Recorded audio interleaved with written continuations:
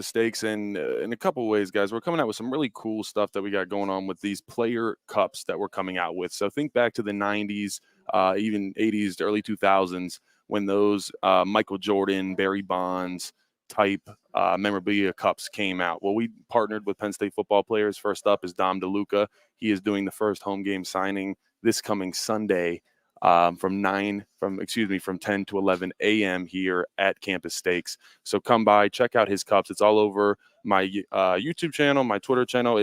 These cups are available at Campus Stakes at the student bookstore downtown. And then also, if you want them online, they are available online at the student bookstore. So come on down to Campus Stakes, get you a great Philly cheesesteak as well as breakfast on the weekends. So today we're going to get into a little bit of a Bowling Green preview. I want to talk about some of the big college football games this coming week. We're going to get a former player's perspective, me, on the bye week, kind of give you guys a little bit of rundown of what I think that the kind of the mindsets are going in to the bye week for this Penn State team. And then we'll do some Q&As. Anybody leave those comments below. If you are listening to the radio, if you want to hop on my YouTube, Behind the Wall with Landon Tangwall, we're live streaming on there. If you leave any comments there, I will answer them. We'll get to them. We're laid back here. We're having a good time. We're chatting it up. It is Penn State Bowling Green. But first, I want to talk. The NFL season kicked off last night with the Ravens at the Chiefs. The game was a little delayed to start there, but in my opinion, I think it was the best opening Thursday game in a long time that we've had. As much as the Ravens kind of fell behind for a little bit, you felt that magic come back. Lamar was always continuously making plays, and it was an Isaiah Likely coming out party. Mark Andrews was considered to be one of the best tight ends in the entire NFL. He's been a little hurt. Isaiah Likely has been coming on pretty well for the Ravens here these past couple years, and almost had a second touchdown there at the end. Ravens had final play with no time left. Lamar put it in the back of the end zone, only where Likely could get it. He caught it. Feet were out. It was a killer. And John Harbaugh and the refs, they ruled it a touchdown to start. John Harbaugh and company were ready to go for two, but unfortunately it overruled, and we were robbed of overtime in the opener game. But overall, I thought it was a really fun game, and I think we were still in the Mahomes era. Let's put it that way. We somehow gave him three speedy wide receivers in Hollywood Brown, Xavier Worthy, who they just got from Texas. He's the rookie, and that is someone that he had two touchdowns in the game last night, and just domination and just speed. I mean, Xavier Worthy, the Chiefs are already out of picks. The Bills had the 31st pick, and the Chiefs traded back into the first round to get Xavier Worthy. So Bills rightfully gave up the fastest receiver ever in the combine to Patrick Mahomes and Andy Reid, and the mad scientist did what he was going to do and got him two touchdowns in his first game. So we basically gave them Tyreek Hill, except on a rookie contract. So good job, Buffalo Bills. And fun fact about the Buffalo Bills is they also traded the pick to the Chiefs that let the Chiefs take Mahomes. So Buffalo Bills can't get out of their own way there. They're just continuing to allow the Chiefs to stack on them. But I think we're in deep into the Mahomes era. How it felt with Brady for a long time, that's where we're at, where it's just no matter what, it doesn't matter how good the other team is. Mahomes is always going to make one more play than that opposing quarterback. So it's hard for them not to be the Super Bowl favorites, although we do have the Philadelphia Eagles and the Green Bay Packers tonight. If you want to talk about one of the NFC favorites, that would be the Philadelphia Eagles. Just picked up Saquon Barkley from the New York Giants, and this is an offense that's exciting. I mean, they have one of the best offensive lines in all of football. And then add in Saquon Barkley, A.J. Brown, Jalen Hurts, who is a huge difference maker. That offense can be scary behind a defense that has been consistently good for a long time. So it should be a fun one. They're playing down in Brazil, and honestly, little worrisome. There was a couple players that had podcasts this week, and they were talking about the fact that they don't feel safe at all, even roaming the streets. They didn't bring their families down, and that is something that is cool about the London games. When you go over to London, the players all bring their families, and it's a family affair. It's an experience that I think most players that have played in London ask any Jacksonville Jaguars player. They play there pretty much every year. But if you get to take your family over there, that's a once-in-a-lifetime experience for a lot of people. So that's very neat. That's unique. Even going to Germany, that's some cool stuff. Great food over there.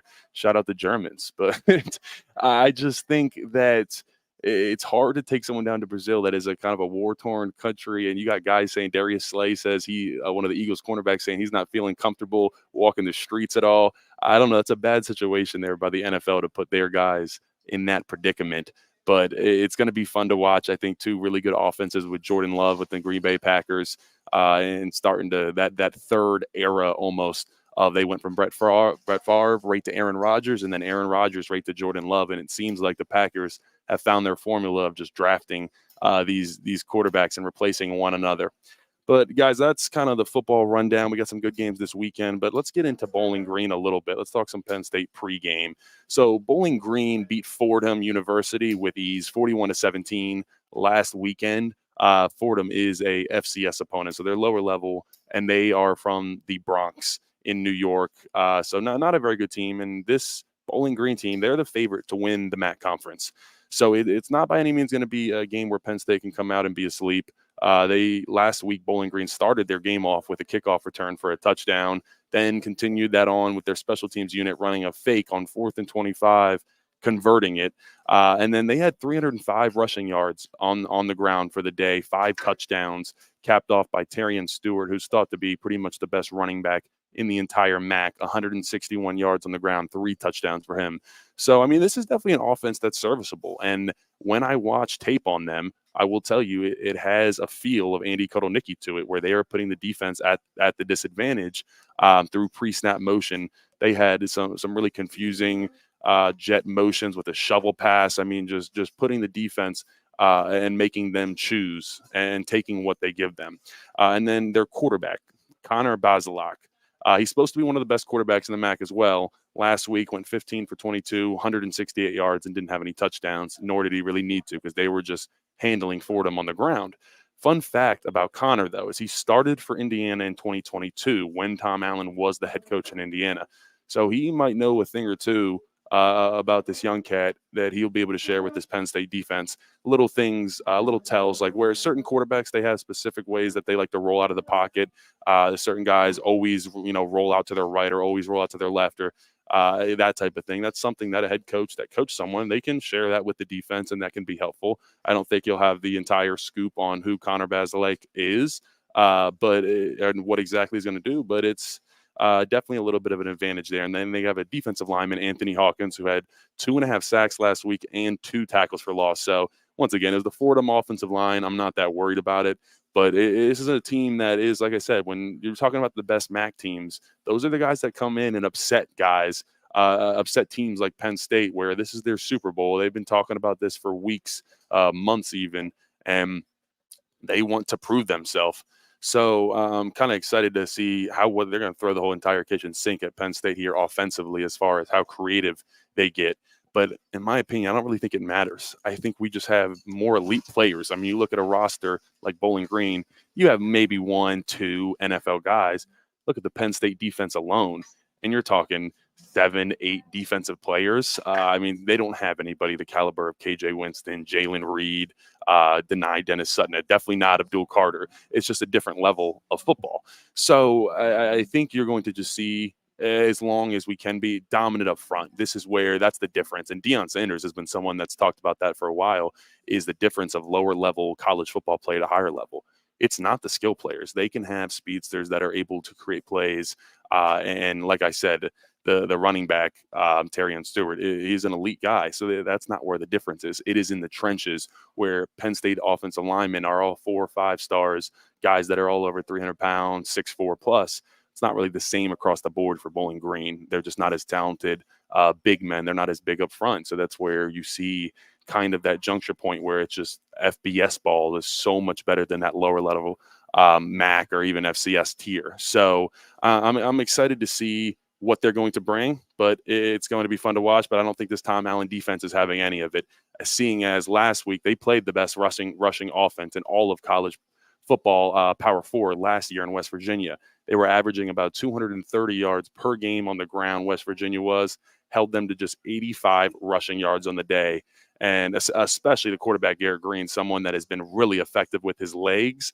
Last year had 3 games over 100 yards rushing, kept him to really just minimal rushing yards. I think it was around 20 or 30 rushing yards. So that is a huge win for the Penn State defense going into the season, and something you can be confident about is Tom Allen, because there were some questions: is he going to keep up what Manny Diaz was doing here? And I don't think there was a better person for the job than Tom Allen, where he's kind of ready to take that next step in his career. He didn't want to be a head coach anymore, and somewhere where he can, implement his stuff and be the elite coach that he is, but he doesn't have to be the head man. So I think he really likes where he's at right now. Let's talk about Penn State for a little bit, though, this weekend. I want to establish the run game. We had 222 yards on the ground last week against West Virginia. That was great. A lot of that came from a couple of Nick Singleton 40-yard runs. Drew Aller rushed for, I think, 56 yards in the game. But I want to see a little bit more of the run being established, meaning we are able to pop off those 5 and 6, 7-yard gains throughout the game, where we are, being able to kind of impose ourselves on the defense. They can't handle, those type of long 12, 13 play drives that take 12 minutes off the game. That's the type of stuff that I kind of want to see, and get Katron Allen going to someone that had 10 rushes for 20 yards last week. Not exactly the game that he wanted to have, but it's Nick Singleton's day, and I think that's okay. My man Ryan Mock in the comments says that he can't wait to see Julian Fleming get a few catches tomorrow, and we'll get right into that right now. And let's talk about the wide receivers here. That last week, the only guys that were at the wide receiver position to catch a ball was Trey Wallace. And he was it was his coming out party for Trey Wallace. 5 receptions, 117 yards, and 2 touchdowns. I think we love that skinny post that Drew Aller hit him on for a touchdown for the first one. And then something that I think is really significant that wasn't talked about enough, that play right before half, there was about 6 seconds left on the game clock, and Drew Aller threw it up to Trey Wallace. He let his wide receiver one make a play for him, and he did it. So I think not only was that confidence built in Drew Aller from this past West Virginia game, but he has confidence and kind of a rapport built up with Trey Wallace, where now he has a number one guy. And we really haven't had a ton of number one guys in recent years. If you look back the past 10 years, we have only had 2 1,000-yard receivers at Penn State, one being Chris Godwin back in 2015. The other was Jahan Dotson in 2021. So I think we need to get these other wide receivers involved. Trey Wallace started to get going. I really like to see that, and he needs that number one guy outside of Tyler Warren.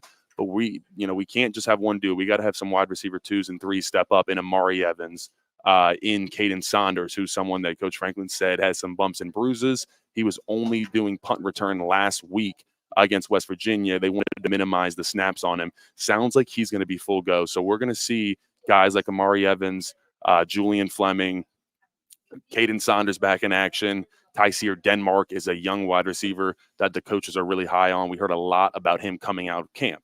So I think another theme for this game is just continuing to build Drew Aller's confidence. That was something great. He's, but it happened last year. I will say, a very similar game last year. We had to throw a little bit more, and that was his best game of the year. So it was kind of a letdown from that point on, where game 1 was his best game. I don't think that'll be the case. And I think it looked completely different this past Saturday against West Virginia, in the fact the offense just looked creative. The guys were having fun, and you've seen this from the players talking to the media, just saying, we're having fun. It's creative. We're trying new stuff. We're stretching the field. We're getting outside on the run game. Just when you hear the excitement coming out of these players, it means something, because when players are energized and excited through the play calling from their offensive or defensive coordinator, they play harder. They play more inspired. And that is something that I think that Tom Allen, but especially Andy Kotelnicki, is bringing to this offense, because the defense had it. They had that with Manny Diaz, but the offense didn't have that up to this point, and really since Joe Moore had left all the way back in 2018. So I think we've missed that for a while, but Drew Aller looked like a top 3 quarterback in all of college football, and I think that confidence really just comes from Andy Kotelnicki.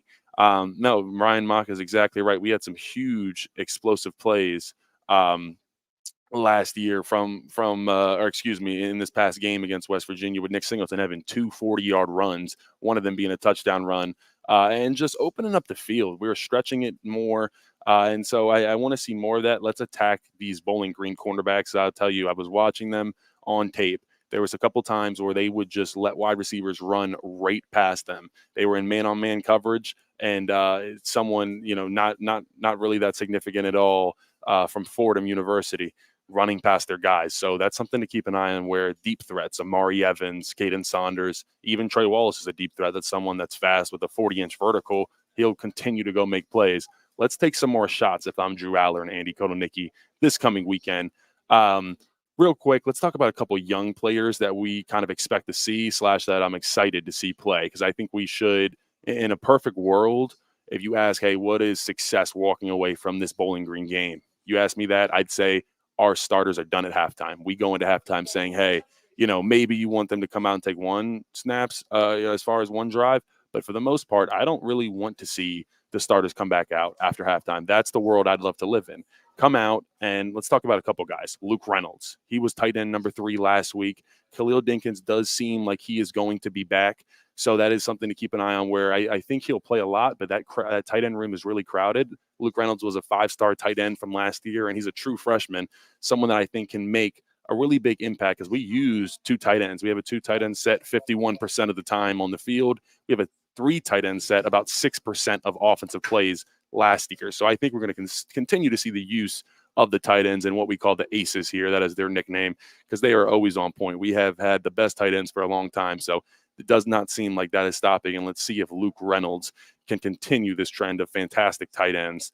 And then I'll talk about Dejon Lane at safety. And he's kind of that 4th safety right now in a room that is really, really deep, with Jalen Reed and KJ Winston, who are battling it out for what I think is the 2 best safeties in the country on the same team. KJ Winston won Defensive Player of the Week for the Big Ten. And some people said, hey, Jalen Reed could have been the guy that won that as well. Well, then Zakee Wheatley's the 3rd guy, and he's someone that Tom Allen has talked about getting involved more. And that's why you're going to see a little bit more of this 4-2-5 defense instead of the traditional 4-3. So how the 4-2-5 will work is Dom DeLuca, the Sam linebacker, will get taken out. Enter in Zakee Wheatley into the safety position. Well, then Jalen Reed's going to come down into that nickel cornerback position. They call it the Lion here at Penn State. That's kind of what Daquan Hardy played last year.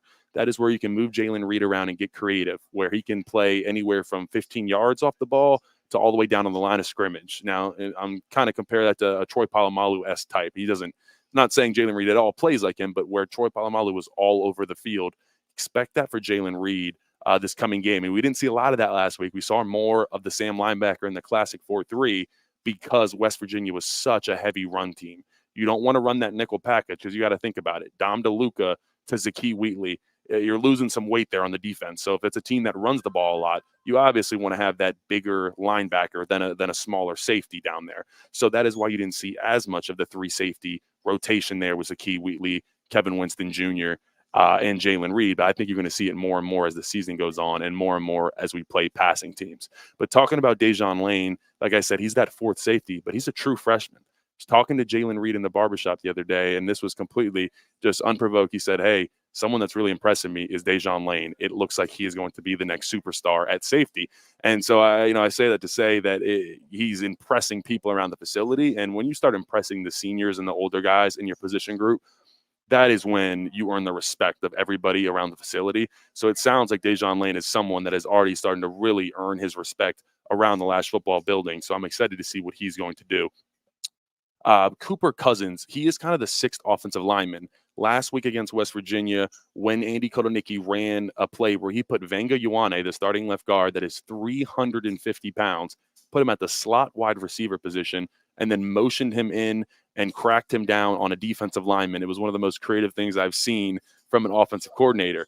And when that happened, obviously you got to put someone else in at left guard. Well, enter in, it was Cooper Cousins, his first snap of his college football career in his first game, mind you. That doesn't happen very often. I remember my first game was Wisconsin 2021, and I wasn't even close to playing. I was holding the clipboard on the sideline. So that means Cooper Cousins is someone that I think is going to be the cornerstone of this offensive line for years to come. But him already getting some burn early on is really big. And I feel like I said, if anybody goes down or gets hurt for a couple plays in that interior 3 at left guard, center, right guard, I think Cooper Cousins is the backup pretty much at every position. So it's very likely you see a ton of Cooper coming into this game. But real quick, guys, we're going to take a quick break, and then I want to talk about Ethan Grunkmeyer and then a couple other guys that are going to really affect this Penn State team down the line that we'll get our first look at this Saturday against Bowling Green. The Center Hall Farm Store has been serving Center County and beyond for well over a half century. A small family business, the Center Hall Farm Store specializes in animal nutrition and manufactures its feed fresh using local ingredients. Get the best in horse, cow, pig, chicken, and bird feeds. If you're not already a customer, stop in and see why so many of your neighbors are. The Center Hall Farm Store at 110 West Allison Street in Center Hall, or call us at 814-364-1393. A lot has changed about State College. One thing that hasn't is W.C. Clark's Coffee Roasters on 234 East Calder Way. 30 different varieties of specialty coffee beans sourced from over 25 countries and roasted with love each morning in Happy Valley for over 45 years. They'll ship their fresh roasted coffee from their doorstep to yours. Order online at statecollegecoffee.com. That's statecollegecoffee.com. Two of the top names in local printing have combined to serve you better. King Printing of State College has merged with theprinters.com, forming one of the 400 largest printers in America. Combining traditional offset printing and digital workflow techniques, theprinters.com can print, assemble, package, and ship to anywhere in the world, all with the same high quality customers have known and trusted for over 50 years. Buy local and save. Get started today at theprinters.com. Ready to be part of something bigger? Come pave the road to success at Glen O'Habaker and discover a career where your hard work and determination can build a bigger, better future. Our team believes we can build a stronger future together. Join us at Glen O'Habaker, where we value teamwork on the field and on the job. Go to GOHcareers.com to apply. GOHcareers.com. And best of luck to all the Center County sports teams all season long from everyone at Glen O'Habaker. With a Timber Kids savings account, you can start to save money, earn prizes, and teach your kids the value of savings. It's easy as 1, 2, 3. Building futures is what we do at TFCU. You really need to belong to a credit union. You belong at TFCU, Timberland Federal Credit Union, a credit union you can grow with. Get up and get going with the Happy Valleys 98.7 The Fox. All right, we are back here. I'm your host, Landon Tengwall. This is the Behind the Wall pregame show. We are at Campus Steaks every home Friday, 3 to 4 p.m. Come through. Enjoy you guys some great cheesesteaks, onion rings, mozzarella sticks, whatever you want. Breakfast is also here on the weekends, Friday, Saturday, and Sundays. You need some subs, some breakfast sandwiches before tailgates, before the game. Come here, fold up, headed into that stadium. I also want to tell you guys about these Penn State memorabilia football cups we're coming out with. Think back to the 90s, your favorite guys, Michael Jordan, Barry Bonds. They used to put them on the collectible memorabilia cups. Well, we decided to come out with that, but the Penn State football players. Dom DeLuca is up first. He will have a signing Sunday morning, 10 to 11 a.m. here at Campus Steaks with his signature cup. So come by and check that out. We're having a good time over here at Campus Steaks on Pew Street.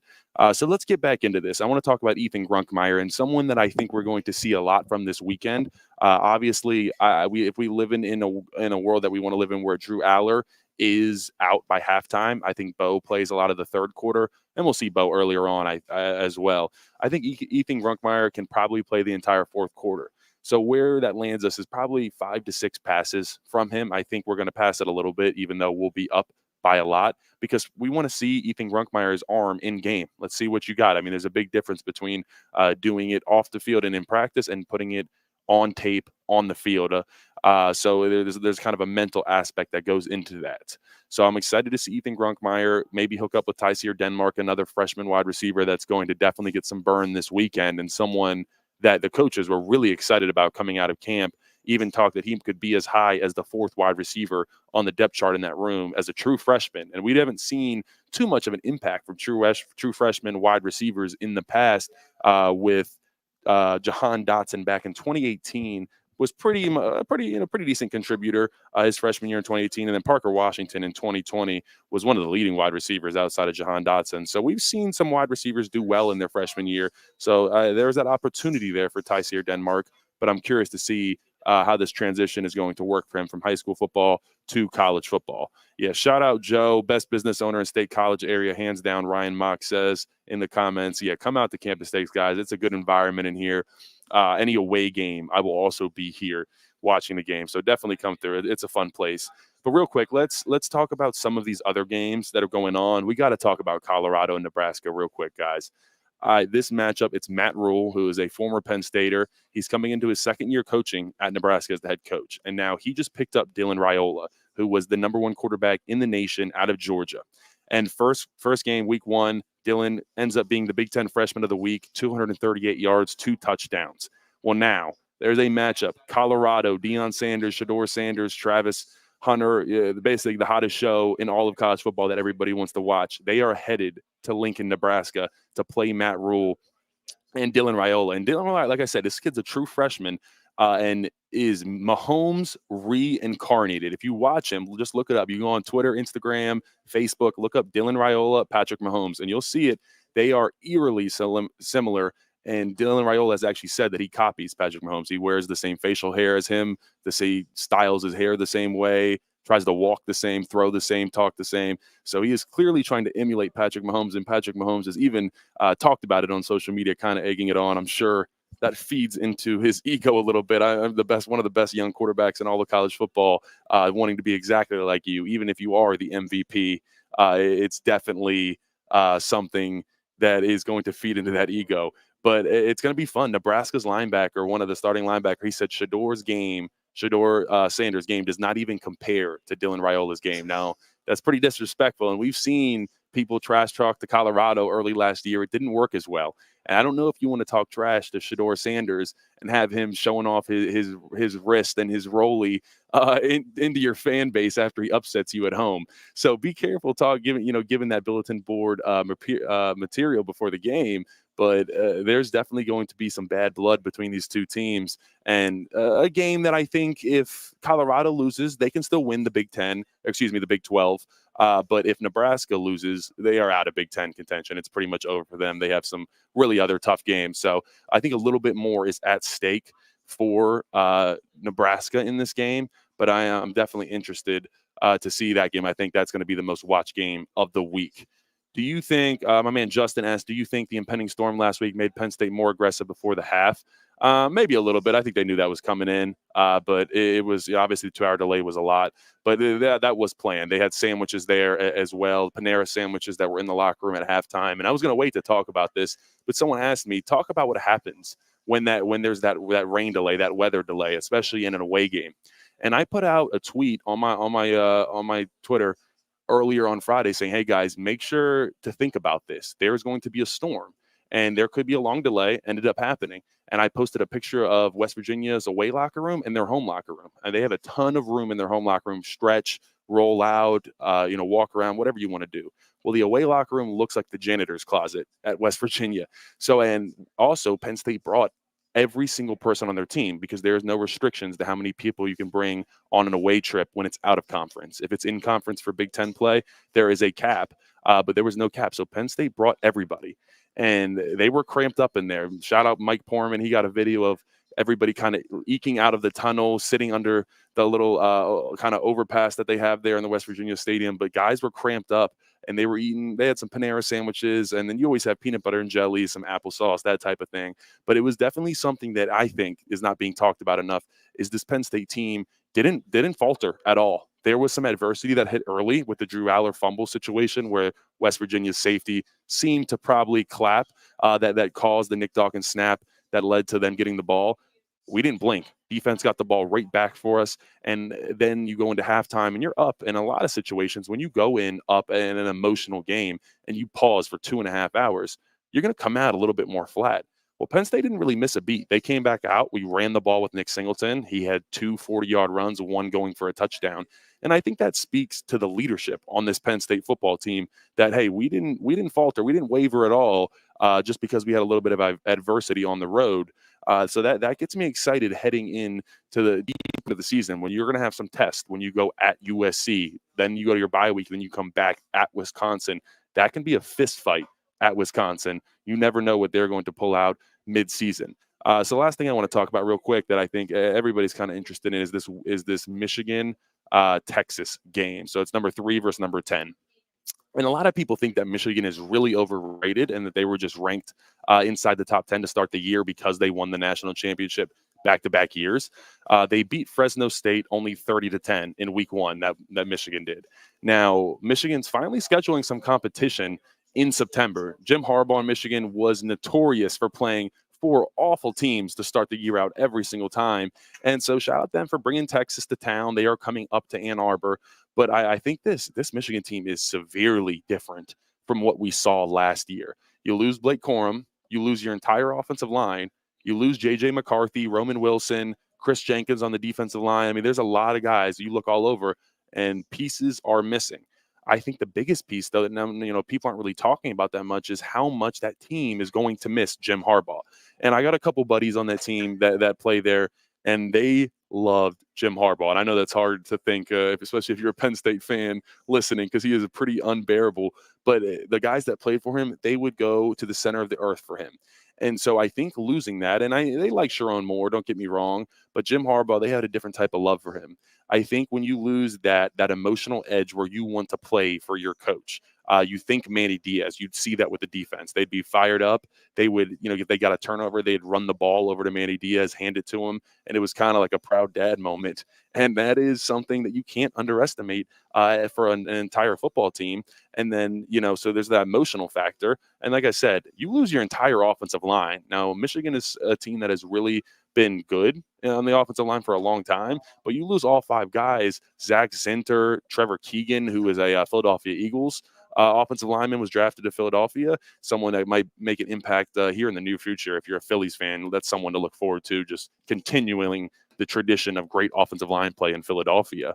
But that Michigan team is pretty worrisome. I mean, this Texas team is coming in with speed out of the wazoo, man. They got speed down in Texas Longhorn country. Quinn Ewers might be a Heisman candidate. And that is someone that has been impressive really ever since he stepped on campus at Texas. Ohio State did not go the way he wanted, but it's been going pretty good for him at Texas so far. And they look like a true championship contender. So I don't know what's going to happen this game. I think it might be a Texas blowout, though. I don't think this Michigan team is at all the real deal. I think they're kind of a little bit fraudulent. And I think a lot of people, after what happened with the cheating scandal and them kind of waving it in the NCAA's face, if you didn't know, for that first game against Fresno State, Michigan originally scheduled Jim Harbaugh as the guest coin flip person. And so that's kind of a little bit of a middle finger to the to college football and to the NCAA, saying, hey, Jim Harbaugh got out scot-free. You're not allowed to punish him. Now we're going to bring him back as our honorary captain. And that got shut down about a week before Sharon Moore came out and said, hey, we're not going to do it anymore. Jim Harbaugh is not coming on as our captain. They had to walk it back, and I think rightfully so, because they know some punishment is getting handed down here in the near future. So we will continue to watch that. Jim Harbaugh still thinks a hot dog is a sandwich, Ryan Mock says. Yeah, Harbaugh, interesting. I told this story yesterday when I was live with Chris Buchanani.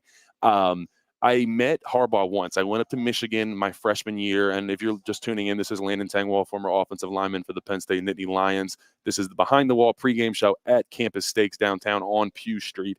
So I went in my freshman year of high school. I already had an offer from Michigan, and I went and visited. And it was interesting because I grew up in Annapolis my whole life, so I'm a diehard Steelers fan, but I always saw the Ravens. I'd go to games. I knew John Harbaugh, that type of thing. And John Harbaugh, clean cut, good dude, classic. And so I'm thinking, Jim, I kind of seen him on TV, but you don't see a lot of Jim. And so I go to visit Michigan, and the first thing I do, I meet Jim Harbaugh. He comes up to me, and he's kind of got a big belly. He kind of looks out of shape, and his teeth are like black, and he has chew in his mouth, and he's spitting near my shoes. And I'm just like, man, this guy's kind of rough around the edges. And I get why the players like him, because he's a real dude. He keeps it 100, and he's not going to act to be someone that he's not. But he was a little bit too odd for my liking as a recruit when I first went up there. So I just figured I'd share that story to just kind of how, talking about Jim Harbaugh and how important he is to that roster. And now you move on to Sharon Moore. Maybe guys are not playing as hard and as likely to fight for Sharon Moore as they were with Jim Harbaugh. We will be right back after this break. This is Landon Tangwall, Behind the Wall pregame show here at Campus Steaks. The Center Hall Farm Store has been serving Center County and beyond for well over a half century. A small family business, the Center Hall Farm Store specializes in animal nutrition and manufactures its feed fresh using local ingredients. Get the best in horse, cow, pig, chicken, and bird feeds. If you're not already a customer, stop in and see why so many of your neighbors are. The Center Hall Farm Store at 110 West Allison Street in Center Hall, or call us at 814-364-1393. A lot has changed about State College. One thing that hasn't is W.C. Clark's Coffee Roasters on 234 East Calder Way. 30 different varieties of specialty coffee beans sourced from over 25 countries and roasted with love each morning in Happy Valley for over 45 years. They'll ship their fresh roasted coffee from their doorstep to yours. Order online at statecollegecoffee.com. That's statecollegecoffee.com. Two of the top names in local printing have combined to serve you better. King Printing of State College has merged with theprinters.com, forming one of the 400 largest printers in America. Combining traditional offset printing and digital workflow techniques, theprinters.com can print, assemble, package, and ship to anywhere in the world, all with the same high quality customers have known and trusted for over 50 years. Buy local and save. Get started today at theprinters.com.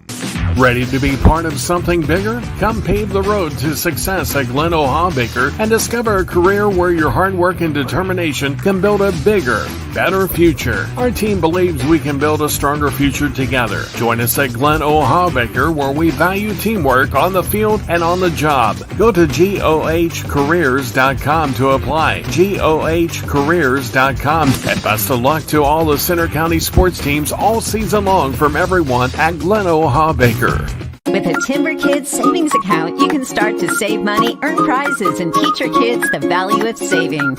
It's easy as 1, 2, 3. Building futures is what we do at TFCU. You really need to belong to a credit union. You belong at TFCU, Timberland Federal Credit Union, a credit union you can grow with. Get up and get going with the Happy Valleys 98.7 The Fox. Welcome back into the Behind the Wall pregame show. We are at Campus Steaks downtown on Pew Street. I will be here every Friday, 3 to 4 home games. So come by, fill up on a cheesesteak, onion rings, mozzarella sticks, whatever you want. Joe and the company has it down here for you guys. And come get a signature Dom DeLuca cup, teamed up with some football players on the Penn State roster to create those classic memorabilia cups that everybody loves and knows from those early 90s, 2000, where you put Michael Jordan, Barry Bonds, those type of guys on those cups, and you get to collect them. Well, we are going to do 7 cups for every single home game this coming year, and it is going to be fun. We got Dom DeLuca up first Sunday. There will be a signing here at Campus Steaks, 10 to 11 a.m. Dom will be signing his cups. You collect all 7 cups, you have the opportunity to win a Joe Paterno statue. Now, not the real thing, not the real one. It's probably about 2-3 feet tall, though, so it's significant. So you're going to want to check those out. Available for purchase at Campus Steaks or at the Student Bookstore, and then also online at the Student Bookstore. If you are not around State College, go online at the Student Bookstore. You will find those Dom DeLuca cups, signed and unsigned. Pick your poison. So now we'll get back into Bowling Green for a second and talk about them a little bit more thoroughly. But I want to talk about a little bit about the bye week, because I think fans are always interested in this type of thing. So let's talk about kind of what a bye week looks like. And especially heading into the bye week, you're playing a bit of a lesser opponent in Bowling Green. So I think it's really easy to overlook them and say, hey, because I'm telling you from a player standpoint, all you want to do is get to the bye week because you have less practices. The coaches go on the road. So that's a big recruitment week for these college, Franklin, everybody from Franklin to Coach Troutwine, the offensive line, Ty Howell, Anthony Poindexter, Terry Smith. They're all getting on helicopters, cars, jets, you name it, and they're going to recruit around the country. So the GAs will run a practice. Now, the GAs are the grad assistants, so you'll see them sometimes on the sidelines, but those are kind of the coaching assistants. And they'll run practice. and those guys will go recruit. So it's a little bit of an easier week. They take some of the hitting off of you, where they kind of let the younger guys go at it a little bit more. So there's that thought process. I'll tell you this today and yesterday. It's like, okay, we just get through Bowling Green and we get to have a bye. And that thought process can be a little dangerous from time to time, because you start to overlook a team that really isn't that bad. Like I said, I mean, there is a clear skill gap for these, as far as Penn State compared to Bowling Green. It's just how it is. I mean, we're a top 10 recruiting class in the nation every year, and Bowling Green is just simply is not. We got NFL players every single year. But at the same time, you got to be careful. A team that plays good defense, has one of the best rushing attacks in all of college football, and is expected to win the MAC conference, is not a team that you necessarily want to play around with. So that's why I'm saying, hey, you come out early, you sling that ball. Their DBs don't even compare to our wide receivers. I mean, they're just lesser athletes. And then also get that ground game going. We talked about the fact that we had 220 yards rushing last week at West Virginia. And I think that was huge. I think if you told fans before the game, hey, Penn State's going to rush for 222 yards and have 0 sacks across the board, I mean, you want to kiss Philip Troutwine. That's amazing stuff. And it was Nick Singleton, seeing him getting back to those explosive runs. And it seemed like he was almost going to break that other 40-yard run that didn't go for a touchdown. Was very close. Might have been a horse collar there by the West Virginia defender.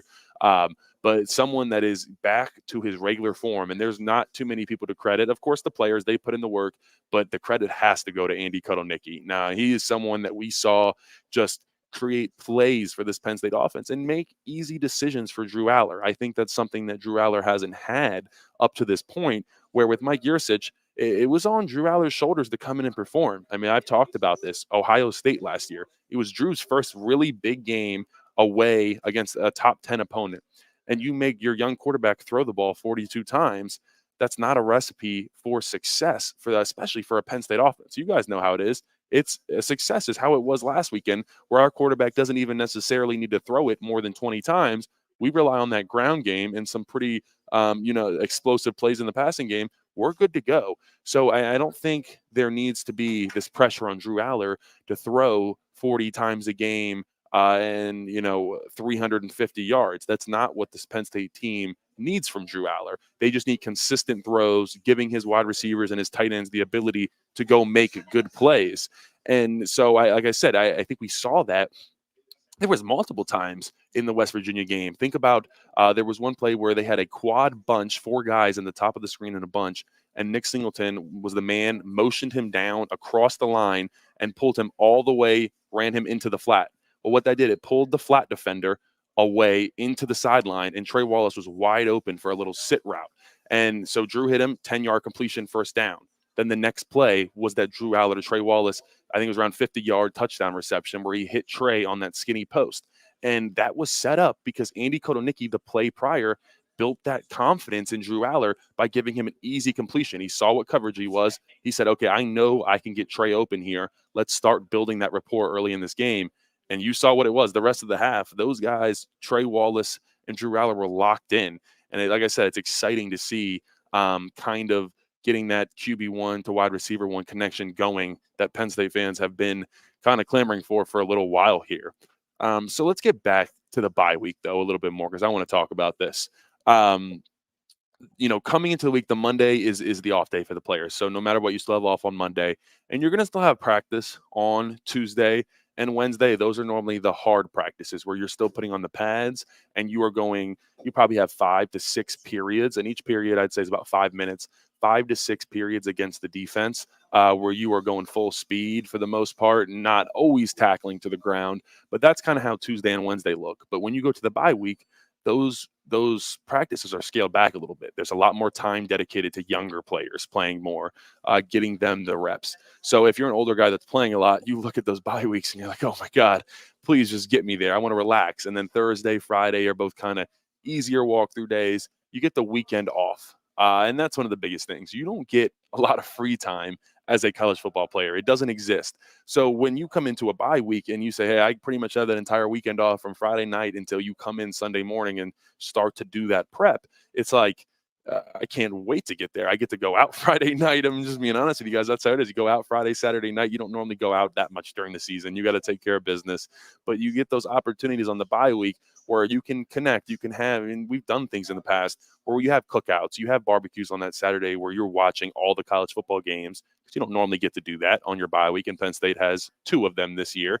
But you can build team camaraderie. I mean, one thing I do have to give a shout out to is Nick Dawkins. And, everybody has talked about Nick Dawkins being one of the biggest names in the community, and he means so much more than just being the starting center to this Penn State football team. But he's doing things. I mean, he's putting together cookouts, having guys over, just building the team camaraderie that, Penn State hasn't always had in the locker room. And I think he is one of the main reasons why this Penn State football team is so close. Everybody kind of follows Nick Dawkins' lead. I'm going to be honest. There's a reason why he is the offensive team captain, and really how I think the main captain on this team. Everybody falls in line to what Nick Dawkins says. So he is someone that's always going to lead by example, say the right things, and definitely inspire people. So he's going to keep everybody in line, but I just want to bring up the bye week and kind of how that works, because I just think it's so important for fans to realize, guys, we're normal people too. You think about having a long week at work or a long couple weeks where you don't get much time off. You get something like a bye week where you have a 3-day weekend. Guess what you're going to do? You're going to chill. You're going to kick your feet up and you're going to relax. So you can't always put this expectation on the players that they should be, lifting every day and in their playbook 10 hours a day. They are normal humans just like you, where you want to be great at your job. You want to be great at work. But guess what? Sometimes you got to take a little time, get to, blow some steam off, go out, enjoy champs for a little bit. So that is something that I kind of wanted to bring up. But getting back into this Bowling Green team, it definitely presents the opportunity to be a little difficult for Penn State. I wouldn't be shocked if this is something where we go into half and we're only up by 10, and it's kind of like, okay, you guys need to figure out a way to put this game away. But at the same time, I think we are living in a different world with Andy Kotelnicki, where the offensive creativity is putting the defense at a disadvantage. But now, not only are you putting the defense at a disadvantage, you're playing against a defense that, as far as skill and talent, is just so much below you. Now, you add those two things together, I think I see Penn State getting very explosive very quick. That is the word of the week for Penn State, is explosive. So I'm excited to see how that team is going to look. Also, on another note, how do you feel about the 12-team playoff format? Someone's asking. Definitely a bit of a steep jump from 4. I definitely agree with that. And here's the one thing I'll say, guys, is the new college football playoff, the 12-team playoff, Penn State would have benefited so much from that if it was they made the changeover in 2014 to go to the 4-team playoff. So it lasted for 10 years, and then now they're doing the 12-team. If they would have implemented that 12-team playoff back in 2014, Penn State would have made the playoffs in 2016, 2017, 2018, 2019, 2022, 2023. I mean, that is I think it would have been about 6 times Penn State would have been in the playoffs. So that is something to keep in mind, that this Penn State team has been on the fringe for so long, and they just haven't been able to get over that hump all the way. We will take one more commercial break. This is Landon Tangwall doing the Behind the Wall pregame show down here at Campus Steaks on Pew Street. Come by for a cheesesteak, onion rings, mozzarella sticks, whatever you like. Joe and the crew, they will take care of you. So come on down to Campus Steaks. We'll take a quick break, and I'll be back in 2 minutes. The Center Hall Farm Store has been serving Center County and beyond for well over a half century. A small family business, the Center Hall Farm Store specializes in animal nutrition and manufactures its feed fresh using local ingredients. Get the best in horse, cow, pig, chicken, and bird feeds. If you're not already a customer, stop in and see why so many of your neighbors are. The Center Hall Farm Store at 110 West Allison Street in Center Hall, or call us at 814-364-1393. A lot has changed about State College. One thing that hasn't is W.C. Clark's Coffee Roasters on 234 East Calder Way. 30 different varieties of specialty coffee beans sourced from over 25 countries and roasted with love each morning in Happy Valley for over 45 years. They'll ship their fresh roasted coffee from their doorstep to yours. Order online at statecollegecoffee.com. That's statecollegecoffee.com. Two of the top names in local printing have combined to serve you better. King Printing of State College has merged with theprinters.com, forming one of the 400 largest printers in America. Combining traditional offset printing and digital workflow techniques, theprinters.com can print, assemble, package, and ship to anywhere in the world, all with the same high quality customers have known and trusted for over 50 years. Buy local and save. Get started today at theprinters.com. Ready to be part of something bigger? Come pave the road to success at Glen O'Habaker and discover a career where your hard work and determination can build a bigger, better future. Our team believes we can build a stronger future together. Join us at Glen O'Habaker, where we value teamwork on the field and on the job. Go to GOHcareers.com to apply. GOHcareers.com. And best of luck to all the Center County sports teams all season long from everyone at Glen O'Habaker. With a Timber Kids savings account, you can start to save money, earn prizes, and teach your kids the value of savings. It's easy as 1, 2, 3. Building futures is what we do at TFCU. You really need to belong to a credit union. You belong at TFCU, Timberland Federal Credit Union, a credit union you can grow with. Get up and get going with the Happy Valleys 98.7 The Fox. Welcome back into the Behind the Wall pregame show. I am your host, Landon Tangwall. We are down here at Campus Steaks on Pew Street, downtown State College. Come on down here. We're serving breakfast, open late night too. And we have these really cool Dom DeLuca memorabilia cups. We're working with a new football player, a Penn State football player, every home game where we come out with those classic old school 90s, 2000s memorabilia cups. And we're going to have a signing every home game Sunday mornings where that player will be coming in, signing their cup, signing whatever Penn State memorabilia you guys have for them. So be on the lookout for that. You can check all of that out on my socials at Landon Tangwall, Instagram, YouTube, Twitter. Follow me to keep up with everything. So a couple other people that I haven't talked about yet that I'm interested in seeing, getting a really good look at this Saturday against Bowling Green. One of them is Tamir Robinson, and he's someone that came in as a middle linebacker, and he, I believe, had a torn ACL when he first got here, someone that was injured, took him some time to get going. And so he was a little bit behind as far as the weight room and the weight that he had put on. But Chuck Losey and the staff looked like they really got a hold of him over the past year. Coach Franklin was asked what players he felt made the biggest transition kind of jump physically from the start of this year in January to where we are now. And his answer was Tamir Robinson. I think that's someone that is really impressing all of the coaches, and he's stepping up. Now, he still is that middle linebacker, number 3. He got some burn against West Virginia, but it looked like Tyler Elsdon was still that middle linebacker, number 2 slot. Obviously, Kobe King leading the charge, and I think someone that is one of the most underrated players in all of college football is Kobe King, just constantly at the top of the depth chart, always making plays, making tackles when he needs to.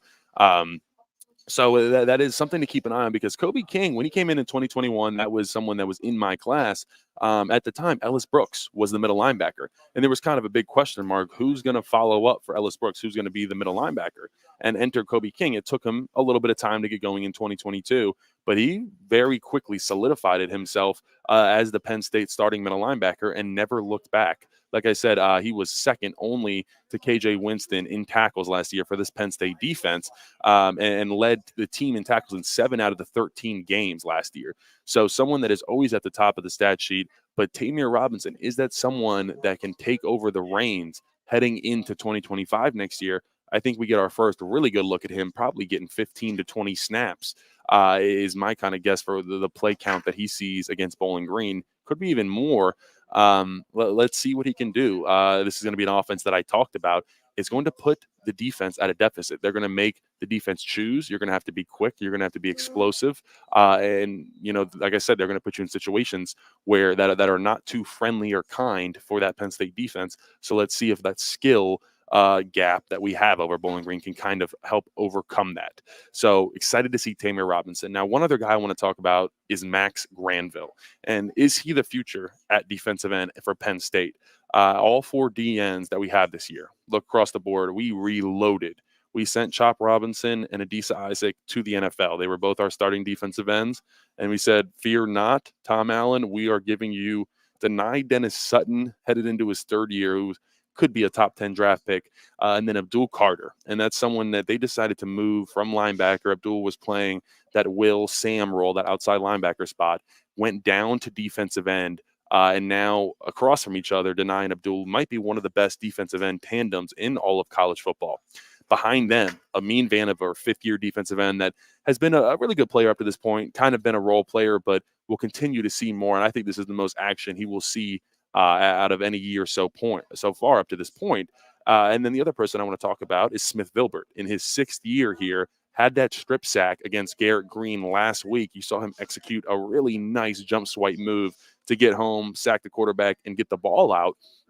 That is someone that is going to be very impactful especially when you're switching out those defensive ends a lot. I mean, those backup defensive ends for Penn State get a lot of action in these games. Now, saying all that to say, I think all four of those guys I just listed will be gone after this year, whether the two guys that are depth pieces are fifth and sixth year guys, and then the two starters, Abdul and Denai, both headed into their third year. Those are both first-round talents right there, guys. So now the question arises, who is it at DN next year? Well, like I just said, we've reloaded constantly. When we think back when we had Shaka Tony and Odafe Owe, and then we just continuously reloaded. We got Chop Robinson out of the portal, where we don't got to get in this today, but Chop Robinson, very good friend of mine growing up. We went to high school very close to each other and even scrimmaged each other. And I had it played a big role in getting him here to Penn State. So one day we'll have to tell that story on the Behind the Wall YouTube. But talking about Max Granville, he reclassified into the 2024 class, meaning that he should be a senior in high school this year. He should be getting ready for homecoming, worrying about his prom date, what he's going to wear to school the next day. Instead, he is getting ready for Bowling Green this Saturday. So someone that is physically ready, I don't think they would have allowed him to make that jump early and reclassify if he wasn't physically ready. And if you look up a picture of Max Granville, you will see that he is physically ready just looking at his body composition. So not someone that I am worried about too much, and someone that doesn't need to make a huge impact right now. And obviously it hurts. We'll just talk about the elephant in the room, Jameel Lyons, obviously losing him. It's a big loss. So that was someone I was picking that I thought was probably going to be the next guy where we reload him, and he's a first-round draft pick. Well, he's not here anymore. He is gone. So now there's a little bit more pressure on Max Granville to deliver, not necessarily as a freshman, but heading into next year. And I think that's kind of the theme in these games. We're playing the lower-tier opponents. Let's see these young guys. We know, let's get creative. We're going to have fun. Bo Prabula is going to get loose. Trey Wallace, allow him to kind of continue to build that rapport with Drew Aller. I want to get that run game going. I mentioned with Katron Allen, only had 10 carries for 20 yards last week. So there's a lot of things to get going. But this is a team that once you get into the second and then deep into the third quarter, you should have handled and be able to put those backups in. That's where I want to see these guys: Max Granville, Tysier Denmark, Tamir Robinson, Ethan Grunkmeyer, Cooper Cousins. So I think we're definitely going to get a really good look at these guys. Now, the question is, when you put those backups in, sometimes you really start to see it drop off, and the teams start to come back, the opposing team that isn't necessarily as good, and where you had that huge skill gap because we have KJ Winston and Jalen Reed and Denai Dennis Sutton and Abdul Carter on the field. You take all those guys off. Now you got younger kids that are making mistakes. When you have a missed assignment, a mistake on the field, it can be pretty costly, especially on defense. So then there's the ability for them to score a couple more points there for Bowling Green. So I don't think, James Franklin is necessarily too worried about covering the spread or anything like that. He wants to get a good look at his young guys that he has on this roster. But, I mean, the guy I'm most excited to see is Ethan Grunkmeyer. I feel like the fans haven't talked about him enough, and how exciting, really how much of the future he is of this Penn State team. So it should be pretty interesting up to this point. Am I going to see Little Yachty tonight? Ryan Mock, I love that that Little Yachty's coming to town. That is awesome. I am not going to see Little Yachty.